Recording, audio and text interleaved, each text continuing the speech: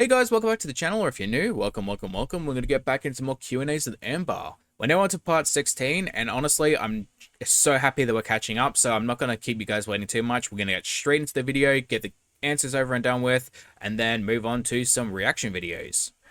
First question we have is, do you still dislike salty crab? Also, I miss your videos, but your mental health is important.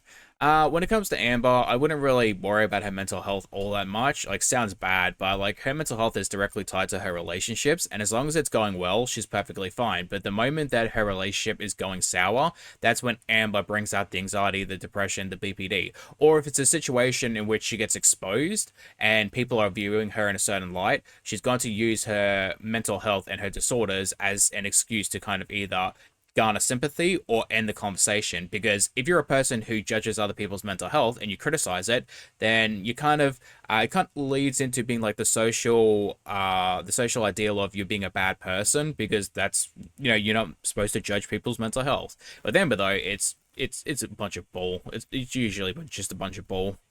Onto what Amber says is, I've only seen one of Salty Crab's videos. Me personally, I watch basically all of their videos. We share a lot of the same opinions, and we're very try to be unbiased. Like, sometimes I'll fully admit I'm a little biased. She probably is a little biased too, but for the most part, we try to stay unbiased and try to stick to the facts and what we know. Also, we do have a little bit of this similar humor. So, I love Salty Crab. I think she's hilarious. And Emma goes, it was when they doxed and revealed who Valentine slash Erica was. My jaw was on the floor. Well, Amber, you probably shouldn't have mentioned her name in the first place, and that wouldn't have happened. But I really don't have any opinions on them. Also, just to go back to that for a second, like, they were also contacting other reaction channels, so they were kind of making it everyone else's business too. Like, they don't want you talking about it, but they were speaking with public reaction channels who talk about you publicly. Of course, they were going to bring them up eventually. Like, it was going to happen. Like, you can't really complain about people wanting 15 minutes of fame, but not wanting to have their private life aired. Like, if you want 15 minutes of fame, people are going to check into you, so you can't complain about it. I don't really have an opinion on them. I have an opinion on what they did, though. Well, yes and no, because their actions is part of who they are as a person. Your actions also define you as a person. So you having an opinion on their actions also kind of gives you an opinion on them as well. Now, some people make mistakes, some people do things that they may regret or they may not have meant only in the moment, or it might have been completely unintentional. Those actions don't necessarily define the person as a whole, but it does define a little bit of who they are. And so if you're going to negatively judge her actions, I would say that you have some negative opinions of her as well. Onto question 2, we have, what was the first picture you took with Tommy? To which Amber says, in the Jeep she surprised me with exactly 3 months ago. By the way, it is our 4-month talk anniversary. Seriously? Seriously, Amber? Girl, you're 23, turning 24. Like, seriously? Moving on to the next one we have is, what's your reason for smiling today? Mine is being able to have a date night, to which Amber says, waking up to my sweetheart of a girlfriend. Most generic response from Amber. Her hugs are the best, and have fun on date night. Like, I actually kind of respect Amber, taking a moment to talk to someone else and actually reply to someone else in a way that kind of talks about what they're planning on also doing. Like, Amber doesn't even really do that much. She'll only talk about herself and then end the conversation, but have that extra little reply at the end. I actually give Amber respect for that. Why is my bar is so low for her? It's like, Amber, you actually made a good response. Like, that's such a great job. Like, that is such a petty thing for me to really talk about. But like, is my bar that low where it's like, Amber, that's how you actually hold a conversation or actually a reply to someone? On to question 4, which is another Cookie Crumble video. I have zero interest in hearing about these questions or answer these questions or even engaging in them. We're not doing them. We're not doing the intimate ones. I just don't care. We're moving on. All right, question 5. What's your thoughts on Lauren Burkhart's channel, her reactions? And Amber says, I've never heard of her. And I want to apologize to Lauren. This is no hate to you. I don't actually know who you are either, but I'm definitely going to look you up now and just see how her reactions are, because I'm always interested in seeing more reaction channels. Question 6 is, which season of Big Brother is the best for someone to start on? To which Amber says, season 16.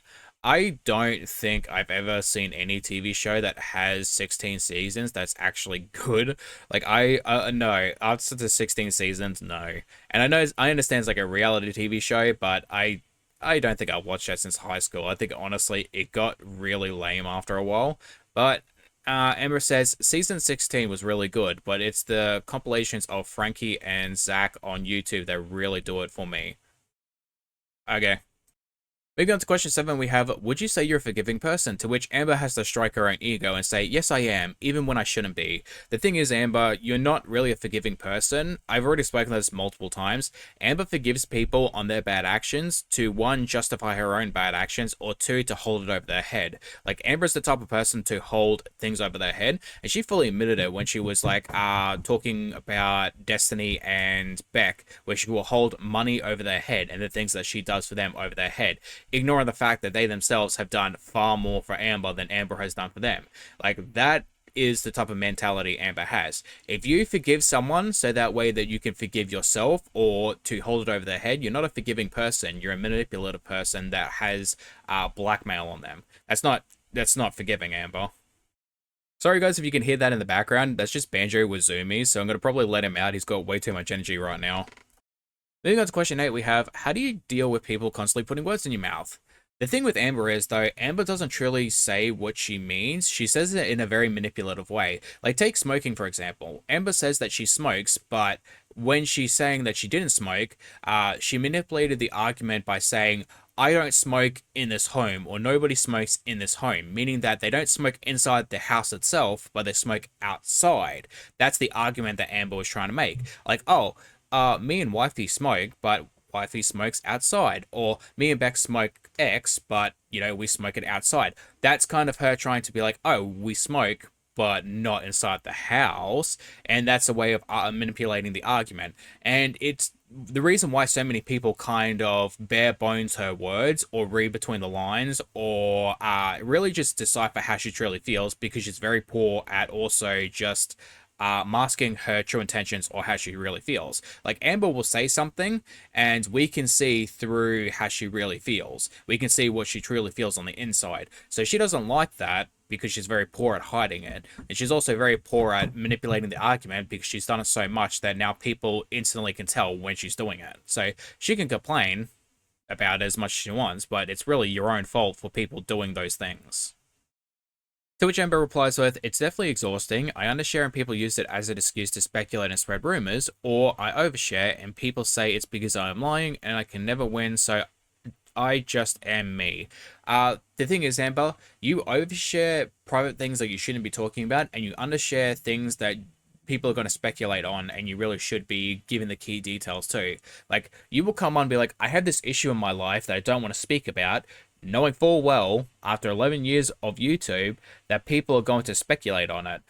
If you don't want to talk about something private and you really don't want to have that aired out to the public, then don't ask for good vibes, don't ask for prayers, don't ask for well wishes, don't ask for, all of these things that you usually do when you want to undershare. In the same way that if you overshare, it's usually because you want people to perceive it in a certain way. And if you don't want to overshare or you don't want to be seen as a liar, then don't talk about situations like that in the first place, because people no longer trust you with with your stories anymore. Like, you have created the boy who cried wolf, and I will keep saying this. You can't cry about people calling you a liar because you are a liar. You have admitted to lying, you have admitted to oversharing, you have admitted to undersharing, and yet you still do these things in which get you in trouble, and you complain about it. Just don't do it.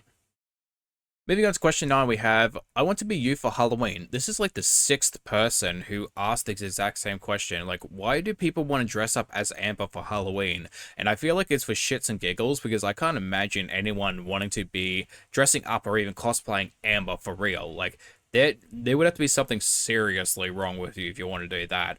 It has to be just for fun. Ironic type of fun. Like, there's no way in hell someone would want to actively be Amberlynn for Halloween. Moving on to question 10, we have, do you know what Karina Kaboom looks like? To which Amber says, like this. Now, this photo in particular, some people were saying that it made her look bad or makes her look unattractive. Honestly, I don't think the photo is that bad, and I think Karina Kaboom is a beautiful woman. That being said, a lot of the photos on like Google, just the Google search, are like screenshots or freeze frames making her look not the best. And it's like no hate to create a kaboom. It's like, you know how you can freeze frame any particular person who is beautiful or attractive or just no how matter how good looking they are. There's always going to be like a freeze frame or a screenshot you could take of them looking unattractive. And it's no hate to those people. It's simply just how the picture looks like when you freeze it. And there are a lot of those on there. So Amber could have chose a lot worse if you ask me. But honestly, Karina is a very beautiful woman. So yeah, like just wanted to put that out there. Moving on to question 11, we have, you are my favorite, Amber, to which Amber says, aw, thank you. All I have to say is this person legally should not be allowed to vote.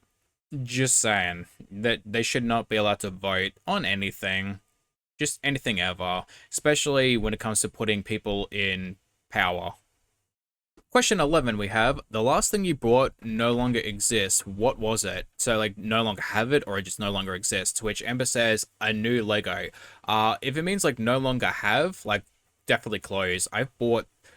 Honestly, I bought a bunch of clothes and I put it away because I was like, oh, you know, they're good clothes. You know, I'll eventually wear them. You know, you recycle the stuff that I typically use when I would go out. I can just wear that around the house.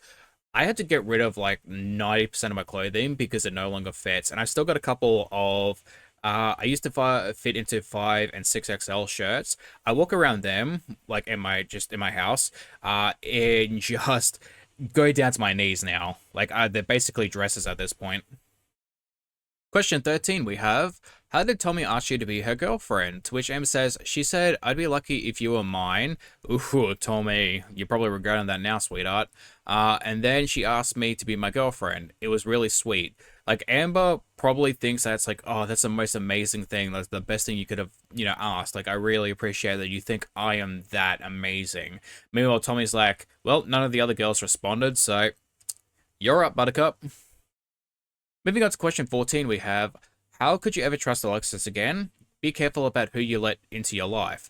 Now, if Amber was actually going to take that seriously, she would have kicked everyone out of her life because most of the people she hangs around with are just not trustworthy to begin with. But Amber says, just because I'm friends with her again doesn't mean I trust her fully, and I think she knows that. We're working on our friendship. Sweetheart, the moment you toss her aside again, she is going to go and try to do the exact same thing. Except this time, people are going to laugh at her because it's not going to work out. Like, they'll entertain the tea that she has on you, but they're not going to give her the same level of respect that they did before. Moving on to question 15, we have, how did cancer change your view on life if you're still eating badly? To which Amber responds with, I'm sorry, but life is so much more important than what I put in my mouth. So then why are you so desperate to get girlfriends all the time? Amber follows that with, I could continue to write a whole 25-page essay regarding this question. The thing is, Amber, fast food can lead to potentially getting cancer or increased risks of cancer in the same way that smoking also can do that. You know, going out in the sun with fair skin could also do that. Like, plenty of things that you do can lead you towards cancer, and yet you still haven't changed your life. And you yourself said that you are more likely to get cancer again because you've had it in the past. So if you're going to kind of do the things that potentially could cause you to cancer, where exactly is the change? Because it didn't change anything. You're still doing what you do, and trying to say that there are other things in your life, like, okay, but so what? If you're still doing the thing that could potentially get you to get cancer again, like, what you do, the other things that you do don't matter. All right, guys, we're on to another doxing Erica question, which I'm just not going to reply to because we've done this like a dozen times already. Like, it's a circular moot point at this time. Like, who cares? It's over and done with at this point. Like, nobody cares at this point, Amber. Like, you made a promise, you broke the promise, Salty Crab followed it up, and they were going to dox themselves eventually anyway because they're attention seekers. Like, it doesn't matter who did it. It's happened. It's over and done with. We have a picture of this, which I'm just going to acknowledge for a second, and we're moving on. Question 17, we have, do you still put chips on sandwiches? To which Amber says, oh my god, Amber, can you please not make me a bad person? If I had a sandwich and had some chips, you bet your ass I would. Of course you would, you big back. I'll be putting them chips on those sandwich. I can't really be that person because I used to do that too, but yeah, not surprising with Amber. Like, that's a non-question. We all knew the answer to that. Question 18. Talkiversary, are you guys not dating? To which Amber says, Talkiversary is on the 18th because Amber is 13 years old, and our actual anniversary is the 26th. Like, oh my god, please tell me you guys are not going to be celebrating that shit in a year. If you make it to a year, that is. Like, relationship-wise, not Amber passing away-wise. Like, I don't wish for that. I'm simply just want to correct myself and make sure you guys understand what I mean. On to the next one we have is purposely picking a bad / old picture of Karina, which honestly, I didn't think it was that bad. Like, a lot of people really took offense to it, but I didn't think it was that bad. It's probably because just how I view, other people's appearances. Like, I will not shit on other people's appearances if they are just going about their day or going about their life. If they're a good person, they're a kind person, or if they're just a random stranger I've never met, I'm not going to ever judge them on their appearances. But people like Amber Foodie, I do that primarily because I think it's more so that if you want to talk badly about other people, if you want to do the wrong thing and you want to actively harm other people, I'm gonna shit talk you. Like, I don't care. If you think I'm not a good person because of that, I will fully admit, yeah, I'm probably not a good person. Like, I'm always someone who will wish the best for people. I'm someone who will always try to help people within my power. But I do like to have my fun and I do like to talk my shit. So, if that leaves me not being a good person, yeah, I'm fine with that, honestly. And Amber follows up with, I never said this was a bad picture of her. I think you just did though. To which Amber, don't be that person. We all know what you were doing. Like, you don't have to say verbatim, and we know that you and your diehard fans aren't exactly the brightest people around, but like, we don't have to listen to you verbatim say the word for word that this photo is ugly or you think this photo makes her ugly. You posted a photo with the intention of making her look a little bit worse than she typically would because of the still or how the photo was taken. It was not the best photo. I still think she was pretty in that photo, so like, that's just me. But a lot of people didn't see it that way. So now you as a person can really try to manipulate the argument of going, oh, well, I didn't think it was a bad photo, but you did, so therefore it's your issue. No, you picked that photo knowing full well that you thought she looked unattractive in that photo. All right, there's another question we're just going to skip over and ignore. If you guys want to pause and read it, that's up to you guys. I just don't care. I really don't. On to the next one we have, just letting you know how much I appreciate the Q&As. I do feel like you're connecting with us. To which Ember says, I'm glad you're enjoying them. I hope to continue doing them for a bit.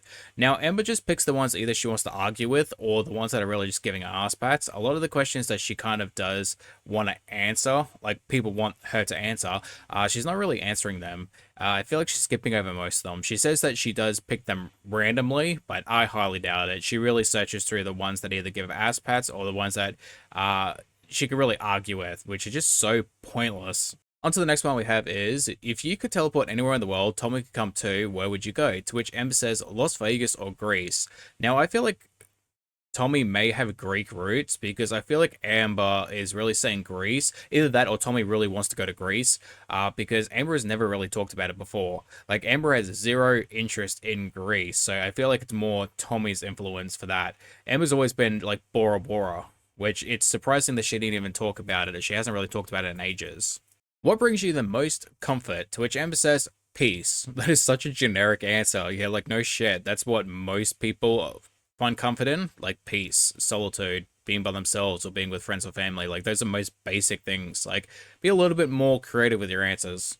On to the next one. Why do you keep taking pics of yourself in just a bra? Keep that private. It is not sexy. To which Amber says, if you're referring to this one, this is a black shirt and a pink cardigan. Now, Amber, you are showing a lot more skin than you normally would do with your other girlfriends, which is understandable. You're dating a feeder, so she kind of, gives you that ego boost. But at the same time, when you wear like a skin colored cardigan and a black shirt that is low cut and you can basically see everything, people are going to assume that you are in your bra. Now, yeah, in the last couple videos too that you've also posted, you've really been just all out there. So not the very last one, but the last two before that, you've been very out there, so people can kind of surmise that you're getting very comfortable with the way you're dressing. Now, me personally, I don't care. Like, you want to dress in any type of way you want, but I mean, if people are going to see you in a certain light, you can't really complain about them perceiving it that way. It's more so the fact that if you feel comfortable in that and that's what you want to wear, it doesn't really bother me. It's more so the fact that if you get a certain label, you kind of have to accept that label. Next one we have is, in your video, Alexis hides behind you. Is she trying not to show her true size? To which Amber says, I don't understand why everything is about size. If she was society's standard of skinny, people would assume she was doing that because she was shy. Why can't that be the reason? Well, because she's not a shy person. She has zero problems shoving herself or inserting herself into places where she doesn't really belong or in conversations that she's not really a part of. She wanted the attention. But the moment that her body was in frame, she hid behind you to kind of hide her true size. So she's insecure about her weight, and people are going to ask those questions. Not to mention, she was throwing shade at your weight too. Now, you could say that was fatphobic, or if that is fatphobic, I don't really care. It's more so the fact that she's not as shy as you perceive her to be, and she's not exactly shy in the sense that she was perfectly fine getting on camera and shit talking you to other people. So, I wouldn't say she's shy. Put your fat phobia away for another time, please. Aiming at me instead. Oh, off, Amber, with the martyrism. Like, who gives two shits about how she feels? She's a shitty person, and so are you. No way it's been 4 months. I can't believe it. Time really flies. To which Amber says, literally insane. On the 26th, it'll be our 4-month anniversary. I can't wait. 4-month anniversary. I don't. I don't have the energy to respond to that. But yeah, time does fly when you're watching a train wreck. On to the next one we have is, Karina picks unflattering pics of you for her thumbnails all the time. To which Amber says, I'm sure she does. Most reaction channels do. Guilty. This is the only other intimate question that I really want to talk about, not because of the intimacy of the question itself, but because of the double standard that Amber has created and doesn't understand herself. Like, she chose to wish it away with, the thing about stuff like this is it doesn't have to make sense. Boundaries are boundaries. Well, first and foremost, if you create a boundary for other people and yet expect them to stand by it, but then you yourself are going to kind of walk past that boundary or step over that boundary and do a similar thing, it makes you a hypocrite. It's not that it doesn't make sense, you're just a hypocrite because you have created a double standard in which you believe that it's perfectly okay for you to do, but other people not to do. And whether or not you watch it or you create it, it's still a double standard because in itself, someone is lusting after you, but your partner lusting after someone else is not okay. Like, that is the double standard in which people are talking about. You are a hypocrite. Moving on to the next one we have, so you guys started dating after 8 days of talking, to which Amber says, yes, we did, and we've been together for almost 4 months now. Amber doesn't see any problem in that. Most people see that and go, wow, that's crazy. And Amber goes, that's like my slowest relationship ever. Yeah, no, Amber, the body wasn't really even in the ground yet before she was, hitting you up. Like, her fiance had just barely passed, and she was already getting into a relationship with you. That's not a healthy relationship. And her posting those things that she's currently talking about, how she's talking about being depressed and not being able to talk about it or smile or all those type of things, her talking to those other people and saying that she's not ready for another relationship and you're just a rebound, shows you that she is not happy. As long as you are happy in the relationship, you don't care. And you really talking about your anxiety, your depression, your BPD is really reinforcing the fact that you are not happy in the relationship either, because you're both just miserable and your mental health is being affected by it. Or at least your mental health is tied directly to your relationships. So of course it's going to be affected. All right, we're rounding down to the last few. We have Gurl, you're the last person to talk about others and how they look. Lol. And Ever says, even fat people can find people attractive or unattractive. It's not about finding people attractive or unattractive. It's how you phrase it and the intent of why you phrase it. You saying, I like blonde hair is different from saying, I find people with blonde hair unattractive. There's a difference between saying, I like people with blue eyes and I don't like people who don't have blue eyes. Like, you have to phrase it in a way that doesn't disrespect other people. It does not negatively put your preference that you don't like in a way of disrespecting the person. You can do it in a way that is respectful to all people. You can hype people up without, cutting people down. You can say one thing is attractive without saying that something else is unattractive. It's about phrasing. Like, my God, Amber, it is so basic to be respectful and understanding of how other people may feel and say things in a way that allows you to get your point across without disrespecting other people. Moving on to the next one, we have approximate amount of calories is a B, to which Amber says it's not about calories, it's about mindset, which is very much true. Usually when it comes to bed, there is one of 4 things, it could be a combination of things too, that really causes the ED itself to flare up. There's the boredom aspect, the coping aspect, the unable to satisfy the hunger, usually caused by some type of mental or physical issue, like your metabolism or your brain not sending the proper signals to your stomach, letting you know that you are physically full. Or there is the last one, which I dealt a lot with when I was younger, which was the completionist effect. Now, with Amber, I feel it's more so the aspects of boredom, emotional eating, and probably not being able to satisfy her hunger. For me, it was emotional, not being able to satisfy my hunger, and the completionist effects, which I grew up in a very strict family with my grandparents. My parents, not so much. They let me really eat and do what I wanted with food. They tried to, like, hey, you're eating a little too much. They try to adjust it and try to kind of let me know, hey, you going a little overboard, but ultimately, if I wanted to eat, I was going to eat. So they couldn't really do much about it. With my grandparents, though, they would force me to sit down and they would give me large portions. And even though I was full, and I didn't want to eat more, they would still force me to eat. And if we didn't finish our food, we weren't allowed to leave the table. So that created a completionist effect in my mind where if I associated the ability to finish my plate with a positive thing, and it gave me a dopamine hit and allowed me to really get a high when I finished eating food. So that created an unhealthy, just a connection with food for me. And then you take in the aspect of I dealt with depressive symptoms and as well as anxiety and stuff like that. So I didn't have a lot of friends. I didn't have a lot of like not really a normal childhood, just like friends and stuff like that. So that caused me to overeat even more. And then I also dealt with the fact that I was able to get full, but after 10 to 20 minutes, I would be hungry again. Like, no matter how much I ate, about half an hour later, I was starving again. Now that it's kind of worked out a little bit better, now that I've gotten older and I've been able to manage my food and eat more protein, I've learned how to really create a healthier boundaries around food. It's a lot easier for me to eat food, lose the weight, and better myself, and really have smaller portions. That's something that I've really had to work out on my own, and now it's a lot better.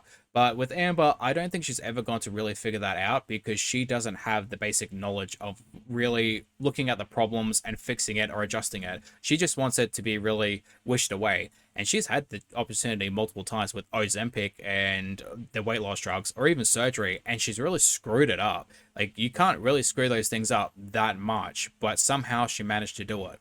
Moving on to the last two, we have, how can you be so calm about things that happen to you? To which Amber says, because I've been through a lot of my life, a lot of trauma, it changes a person. It's bittersweet, but I'm stronger because of it in a lot of ways. Definitely not emotionally.